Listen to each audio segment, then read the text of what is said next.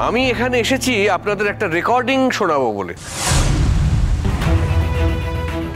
আমাকে সেটা শোনাবার সুযোগ দেয়া হোক। এখানে একটা সঙ্গীতের অনুষ্ঠান চলছে, এখানে আবার কিসের রেকর্ড? সে কৈফিয়ত আমি তোমায় দেব না, তবে হ্যাঁ আপনার কাছে আমি কৃতজ্ঞ, কারণ আপনি আমায় অনেক সাহায্য করেছেন। আপনার এই সাহায্য ছাড়াও আমি কিন্তু অনেক তথ্য প্রমাণ সংগ্রহ করতে পেরেছি। দেখুন, আমার এই ছেলেটা কিন্তু অসৎ নয়, খারাপ নয়, অত্যন্ত সৎ সরল একজন মানুষ, এবং এই বিশ্বাস নিয়েই কিন্তু আমি সারা জীবন বেঁচে আছি। কোজাগরী দেবী, আপনি নিজে একদিন আমাদের বাড়িতে গিয়েছিলেন, সেই জন্য আপনাকে আমি অনুরোধ করছি আপনি অন্তত আমাদের রেকর্ডিংটা শোনানোর বন্দোবস্ত করে দিন, সুযোগ করে দিন।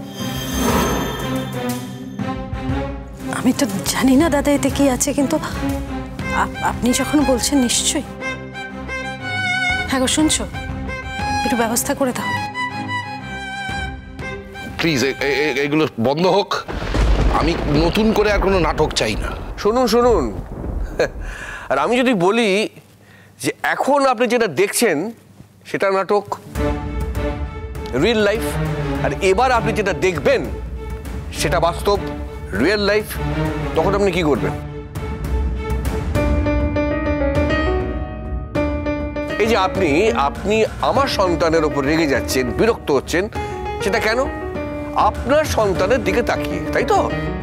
এবার আমি যেটা করব এখানে সেটা কিন্তু আমার সন্তানের দিকে তাকিয়ে। বাবা, আমি বলছি তুমি এখানে এদের সঙ্গে আর বেশি কথা পারিও না, চল। শোন শোন, জীবিত অবস্থায় এখান থেকে আমায় তুই নিয়ে যেতে পারবি না। হ্যাঁ পারবি, পারবি, আমার তুই এখান থেকে নিয়ে যেতে পারবি, কিন্তু আমার লাশটাকে নিয়ে যেতে পারবি। জীবন থাকতে আমি এখান থেকে যাব না আমার কার্যসিদ্ধি না করে। এসব কি নাটক হচ্ছে? হ্যাঁ, কি নাটক হচ্ছে? সব কিছুই তো বুঝতে পারছি না। আমার মনে হয় উনি যদি কিছু শোনাতেই চান আমাদের, সেটা আমাদের শোনা উচিত। না না, এখন শোনার কোনো সময় নেই। এতদিন উনি শোনাননি, আর আজকে সঙ্গীতের আসরে এসেছেন উনি সবটা পণ্ড করতেন। আমি তো বুঝতে পারছি না এত কথা বলার কি আছে, লোকটাকে বার করে দাও না। এই এই হতে পারে আমি এখন ইউনিভার্সিটিতে পড়াই, কিন্তু আমার অতীতটা আমি ভুলিনি, এবং সবার জানা আছে আমার অতীতটা কি। কাজেই একটা খারাপ কথা আমার বাবার সম্বন্ধে যদি এখানে দাঁড়িয়ে বলা হয়, আমি কিন্তু কাউকে ছেড়ে কথা বলবো না। আসমান, উত্তেজিত হও না, আমাকে বরঞ্চ আমার কাজটা করতে দাও।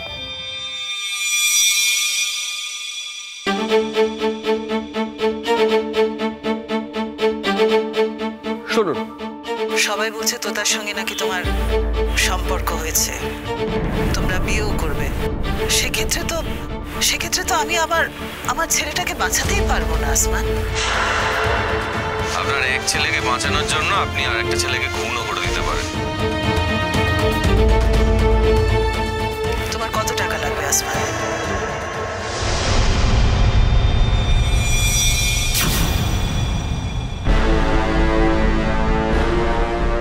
কিসের টাকা?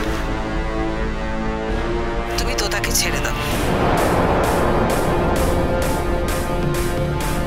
আর ওদের সঙ্গে ভবিষ্যতে কোনো সম্পর্ক রেখো না। তোমার যত টাকা লাগবে আমি দিতে রাজি।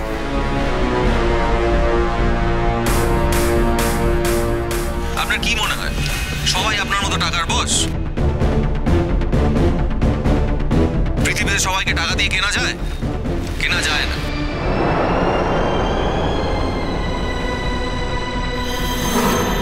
হয় না, টাকাতে সবাই বিক্রি হয় না।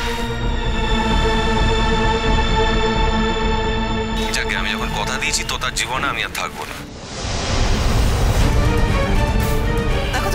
করছো ঠিকই, কিন্তু টাকাটা তো অনেক কাজে লাগে। আপনি থামবেন? শুনুন, অনেক কষ্ট করে আমার বাবা মেরুদণ্ড সোজা রেখে আমাকে মানুষ করেছে, আর যাই হোক আমাকে টাকা দিয়ে আপনি কিনতে পারবেন না, আর সেই চেষ্টাও করবেন না। আর যদি চেষ্টা করেন তাহলে কিন্তু আপনার হাত আগুনে পড়ে যাবে, আর এই পড়ে যাওয়ার কিন্তু কোনো চিকিৎসা হয় না। সাবধানে থাকবেন।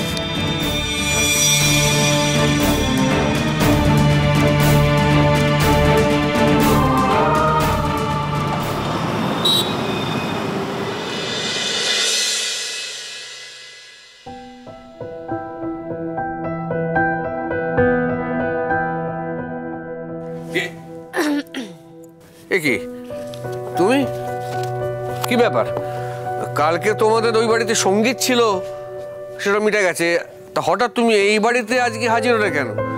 হ্যাঁ, তা তুমি যে এখানে এসছো ওই বাড়ির অনুমতি নিয়ে এসছো তো? ওরা জানে তো যে তুমি এ বাড়িতে এসছো? কি চাই এখানে?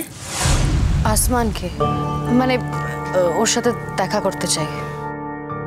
মা, তুমি এইভাবে কথা বলছো কেন? ও যখন এসছে তখন না না না, ওর আশাতে যদি আমার ছেলের ওপর আবার নতুন কোনো অভিযোগ নেমে আসে তখন সেটা কে সামলাবে? আর তাছাড়া এটা আমার বাড়ি, আমি ঠিক করব কে আসবে কে আসবে না। শুনলাম তো নাকে দড়ি দিয়ে ঘুরিয়ে ছেড়েছো। তা বেশ করেছো।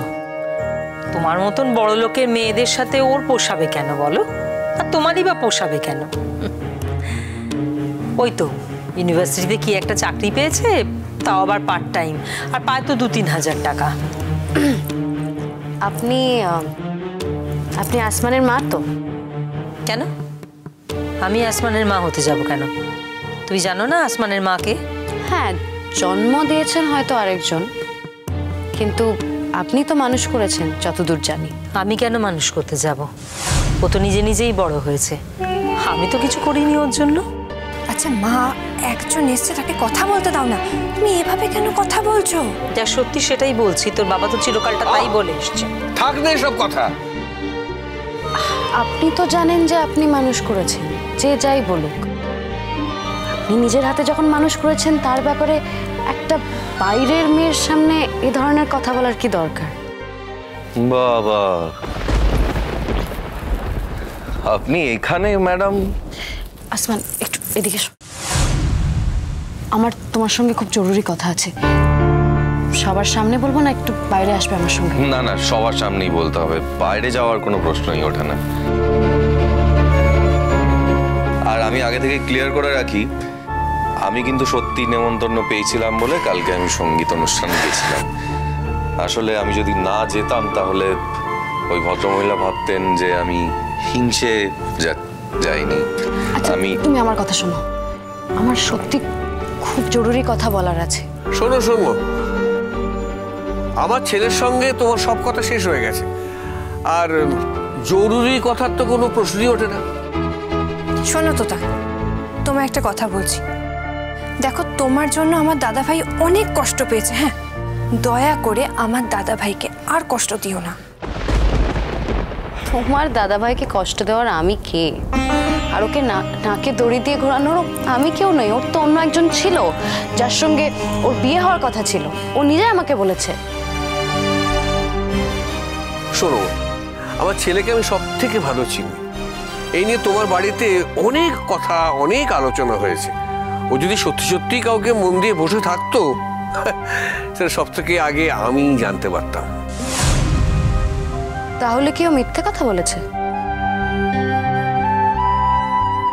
আমার দাদা ভাইয়ের সেরকম কেউ নেই। আমার ব্যক্তিগত জীবন নিয়ে তোমার এত আগ্রহ কিসের তোতা? আগ্রহ থাকার কি কথা ছিল না? না। You are a damn lawyer.